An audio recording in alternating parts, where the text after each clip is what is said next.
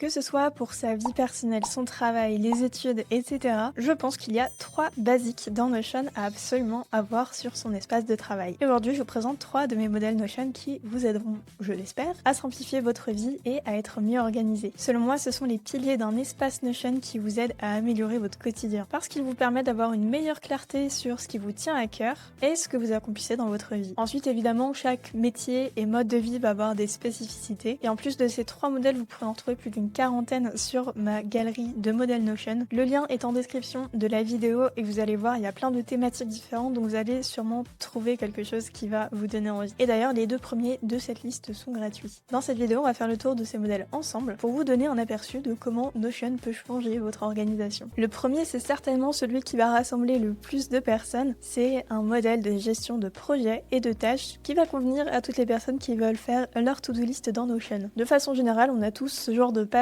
sur notre espace, mais souvent c'est un petit peu galère pour l'optimiser et justement ce modèle peut vous permettre d'avoir une vision claire et aussi très visuelle. Si vous voulez connaître vraiment tous les secrets, il y a une vidéo qui en parle, mais là je vais faire plutôt un petit tour général du modèle pour vous présenter d'un côté les projets qui sont en haut et les tâches qui sont juste en dessous. Dans un projet, on va pouvoir ajouter des tâches, mais une tâche n'aura pas forcément de projet. J'ai sur le côté des petits boutons qui me permettent finalement d'ajouter facilement des projets ou justement des tâches. Et dans chaque projet, j'ai plusieurs propriétés comme des catégories, des priorités.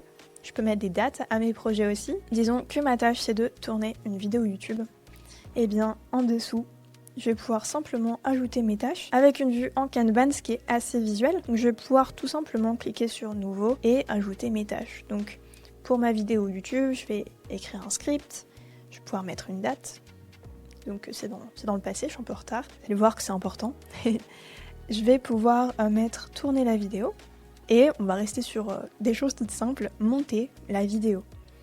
Et ça, qu'on soit finalement dans une utilisation personnelle ou professionnelle, si on a des projets, on va pouvoir simplement ajouter les tâches. Pour les personnes qui ont une gestion de projet un petit peu plus poussée, on a même une vue en Gantt, donc en chronologie, sur laquelle on va avoir simplement nos éléments qui vont être affichés, ce qui est aussi plutôt pratique pour prévoir le projet qu'on va avoir. Avant que je sorte de mon projet, ici, on voit l'avancement qui se met à jour automatiquement avec mes tâches.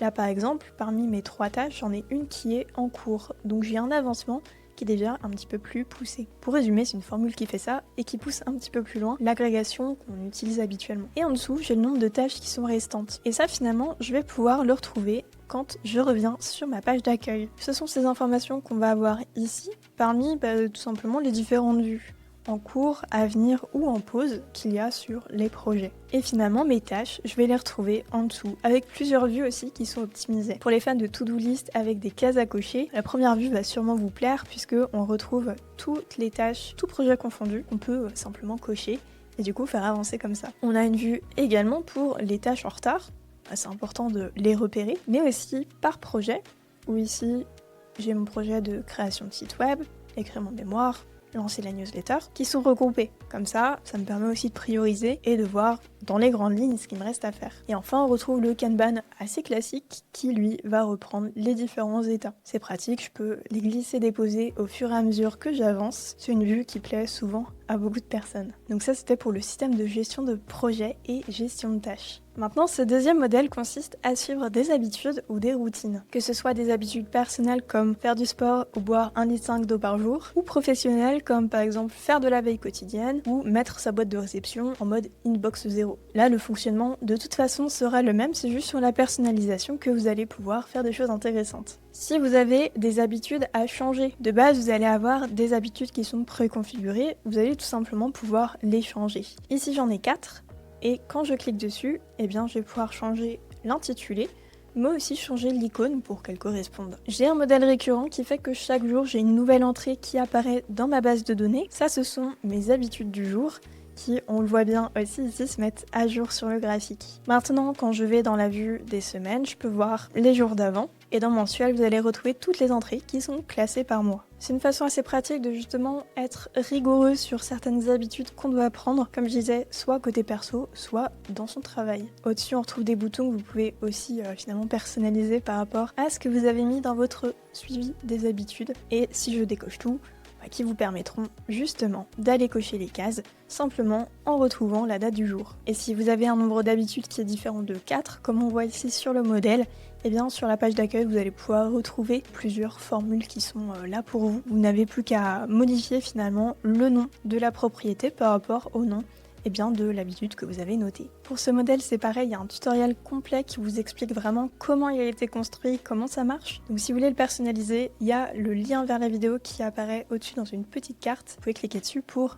naviguer vers la vidéo en question. Enfin, on passe à mon troisième indispensable. Ici, c'est l'endroit où vous allez trouver toutes les ressources, toutes vos notes que vous allez stocker et qui vont vous aider à avancer sur vos projets ou avancer simplement sur des réflexions personnelles. Et ce modèle, c'est le hub de connaissances. Alors comment ça fonctionne? On a plusieurs pages qui vont faire la composition de ce modèle. D'abord, si on doit faire ça en hiérarchie, on va commencer par les catégories. Les catégories, elles vont pouvoir recueillir des ressources et des notes. Les ressources, ce sont des choses que vous allez trouver sur internet par exemple, comme un article, un podcast, peut-être un tutoriel ou encore une vidéo qui vous intéresse par rapport à vos catégories qui finalement sont un petit peu vos centres d'intérêt. Ici on voit que j'en ai 3, Notion, le jardinage et la productivité, et pour chacune on a une ressource qui sont enregistrées. En plus de ressources, on peut aussi ajouter des notes. Si j'ai besoin justement de prendre des notes par rapport à une de mes thématiques, eh bien je vais pouvoir aussi me créer des pages où tout simplement je peux écrire et noter ce qui me passe par la tête. C'est aussi un super endroit pour noter ses idées ou bien faire des documents qu'on peut partager même à d'autres personnes. Pour utiliser ce modèle, tout simplement quand je démarre, je vais commencer par ajouter du coup mes catégories, mes centres d'intérêt, et ensuite au fur et à mesure, on va pouvoir remplir tout ça. Et notamment au niveau des ressources, ce que je peux vous conseiller, c'est d'utiliser par exemple l'extension Save to Notion. J'ai une vidéo complète qui vous apprend à utiliser l'outil. Franchement, il est assez incroyable. Il permet finalement, quand on va sur une page web, de venir récupérer les informations et de les enregistrer dans Notion. Que ce soit du texte, des vidéos, on peut importer du coup ces infos. Et là, ce qui est du coup super pratique, c'est de se configurer un Save to Notion qui va nous permettre d'ajouter des ressources et du coup de les lier à nos catégories et de les retrouver pour plus tard. Et en plus, les ressources ont des états, donc je peux laisser même des choses que j'ai envie de regarder, un épisode de podcast que j'ai envie d'écouter, mais peut-être que sur le coup, j'ai pas le temps, donc je l'enregistre sur mon hub de connaissances et ça me permet de le retrouver plus tard. Enfin, si je veux prendre une note, tout simplement, je peux ouvrir ma catégorie et cliquer sur nouveau et ça va me faire une nouvelle page dans laquelle j'ai plus qu'à écrire ce qui me passe par la tête. Ici on est sur le tableau de bord, donc vous allez avoir l'essentiel, mais vous avez des pages qui vont vous permettre d'aller plus dans le détail de chaque base de données. Idem, si vous voulez retrouver tous vos podcasts, vous pouvez aller voir justement dans le type podcast et retrouver ici tout ce qui est lié à ce type-là. Pour moi, ce système, c'est un indispensable parce que on a tous besoin de mettre ses idées quelque part, de stocker les choses qui nous semblent intéressantes et de pas les laisser filer ou de pas se dire « Ah, je le lirai plus tard » et jamais le faire. Ça, c'est une façon de traquer tout ça dans Notion. Je m'en sers personnellement et franchement, c'est super utile. On a terminé le tour de ces 3 modèles. Comme je disais en début de la vidéo, vous avez le lien en description pour les récupérer. Les 2 premiers sont gratuits. Vous allez pouvoir les copier et les utiliser sur votre propre espace Notion, donc foncez. Je vous laisse mettre un like et vous abonner si vous voulez voir plus de vidéos comme celle-ci à propos de Notion. Et d'ici à la prochaine, je vous dis à très vite.